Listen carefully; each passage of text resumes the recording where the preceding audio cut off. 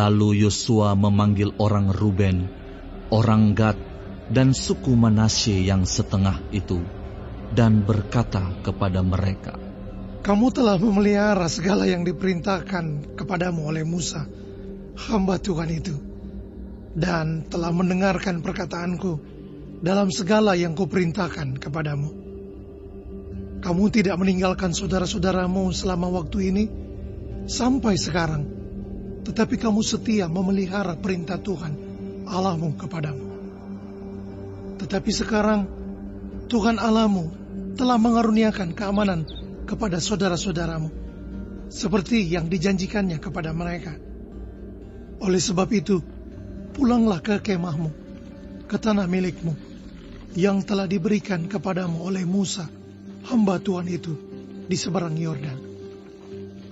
Hanya lakukanlah dengan sangat setia perintah dan hukum yang diperintahkan kepadamu oleh Musa, hamba Tuhan itu, yakni mengasihi Tuhan Allahmu, hidup menurut segala jalan yang ditunjukkannya, tetap mengikuti perintahnya, berpaut padanya, dan berbakti kepadanya dengan segenap hatimu dan dengan segenap jiwamu." Lalu Yosua memberkati mereka dan melepas mereka pergi. Maka pulanglah mereka ke kemah mereka. Kepada suku Manasye yang setengah telah diberikan Musa bagian mereka di Basan. Kepada suku yang setengah lagi telah diberikan Yosua bagian mereka di antara saudara-saudara mereka di sebelah barat sungai Yordan. Lagipun ketika Yosua melepas mereka pergi ke kemah mereka, setelah memberkati mereka, maka ia berkata kepada mereka demikian, "Pulanglah ke kemahmu dengan kekayaan yang banyak, dan dengan sangat banyak ternak, dengan perak, emas, tembaga, besi, dan dengan pakaian yang sangat banyak. Bagilah dengan saudara-saudaramu jarahan yang dari musuhmu itu." Maka pulanglah Bani Ruben, Bani Gad, dan suku Manasye yang setengah itu, dan mereka pergi meninggalkan orang Israel, keluar dari Silo di tanah Kanaan untuk pergi ke tanah Gilead, tanah milik mereka yang didiami mereka, sesuai dengan titah Tuhan dengan perantaraan Musa. Ketika mereka sampai ke Gelilot pada sungai Yordan, yang di tanah Kanaan, maka Bani Ruben, Bani Gad, dan suku Manasye yang setengah itu mendirikan mezbah di sana, di tepi sungai Yordan, mezbah yang besar bangunannya.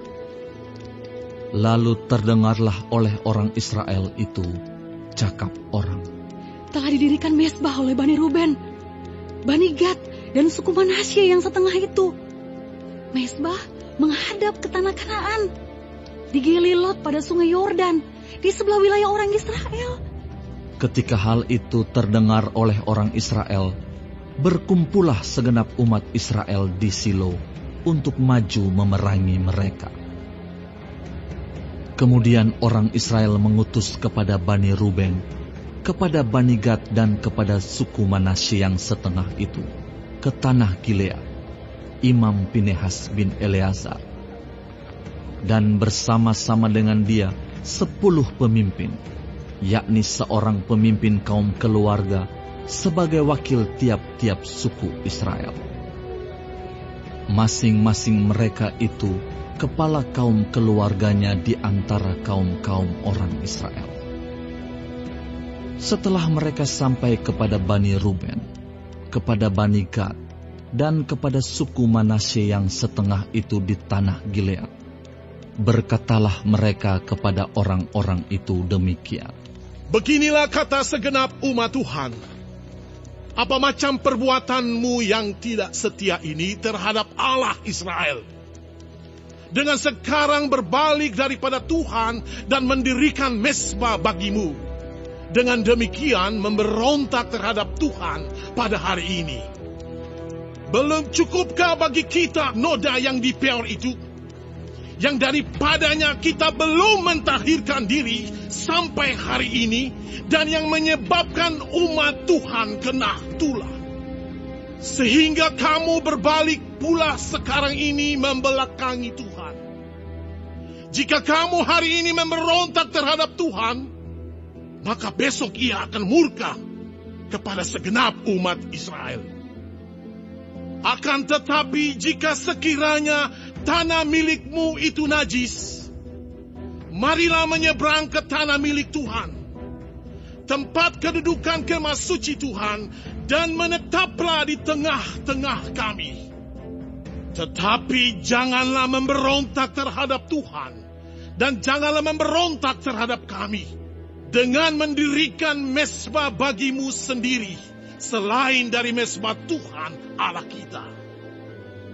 Ketika Akan bin Zerah berubah setia dengan mengambil barang-barang yang dikhususkan, bukankah segenap umat Israel kena murka? Bukan orang itu saja yang mati karena dosanya. Lalu jawab Bani Ruben, Bani Gad, dan suku Manasye yang setengah itu, katanya kepada para kepala kaum-kaum orang Israel, Allah segala Allah, Tuhan, Allah segala Allah, Tuhan, Dialah yang mengetahui, dan patutlah orang Israel mengetahuinya juga. Jika sekiranya hal ini terjadi dengan maksud memberontak atau dengan maksud berubah setia terhadap Tuhan, biarlah, jangan Tuhan selamatkan kami pada hari ini. Jika sekiranya kami mendirikan mezbah untuk berbalik daripada Tuhan, untuk mempersembahkan korban bakaran dan korban sajian di atasnya, serta korban keselamatan di atasnya, biarlah Tuhan sendiri yang menuntut balas terhadap kami. Tetapi sesungguhnya kami telah melakukannya karena cemas. Sebab pikir kami, di kemudian hari anak-anak kamu mungkin berkata kepada anak-anak kami demikian, apakah sangkut pautmu dengan Tuhan Allah Israel? Bukankah Tuhan telah menentukan sungai Yordan sebagai batas antara kami dan kamu? Hai orang Bani Ruben dan Bani Gad, kamu tidak mempunyai bagian akan Tuhan. Demikianlah mungkin anak-anak kamu membuat anak-anak kami berhenti daripada takut akan Tuhan. Sebab itu kata kami, biarlah kita mendirikan mezbah itu bagi kita, bukanlah untuk korban bakaran dan bukanlah untuk korban sembelihan, tetapi supaya mezbah itu menjadi saksi antara kami dan kamu, dan antara keturunan kita kemudian, bahwa kami tetap beribadah kepada Tuhan di hadapannya dengan korban bakaran, korban sembelihan, dan korban keselamatan kami. Jadi, tidaklah mungkin anak-anak kamu di kemudian hari berkata kepada anak-anak kami, kamu tidak mempunyai bagian pada Tuhan. Lagi kata kami, apabila di kemudian hari demikian dikatakan mereka kepada kita dan kepada keturunan kita, maka kita akan berkata, tengoklah bangunan tiruan mezbah Tuhan itu yang telah dibuat oleh nenek moyang kami, bukan untuk korban bakaran dan bukan untuk korban sembelihan, tetapi mezbah itu menjadi saksi antara kami dan kamu. Jauhlah daripada kami untuk memberontak terhadap Tuhan dan untuk berbalik daripada Tuhan pada hari ini dengan mendirikan mezbah untuk korban bakaran, korban sajian, atau korban sembelihan. Mezbah yang bukan mezbah Tuhan Allah kita yang ada di depan kemah sucinya. Setelah Imam Pinehas dan para pemimpin umat, serta para kepala kaum-kaum orang Israel yang bersama-sama dengan dia, mendengar perkataan yang dikatakan oleh Bani Ruben, Bani Gad, dan Bani Manasye itu, maka mereka menganggap hal itu baik. Kemudian berkatalah Imam Pinehas bin Eleazar kepada Bani Ruben, Bani Gad, dan Bani Manasye, "Sekarang taulah kami bahwa Tuhan ada di tengah-tengah kita. Sebab tidaklah kamu berubah setia terhadap Tuhan. Dengan demikian, kamu telah melepaskan orang Israel dari hukuman Tuhan." Sesudah itu, Imam Pinehas bin Eleazar serta para pemimpin itu meninggalkan Bani Ruben dan Bani Gad di tanah Gilead, pulang ke Kanaan kepada orang Israel, lalu disampaikanlah berita itu kepada mereka.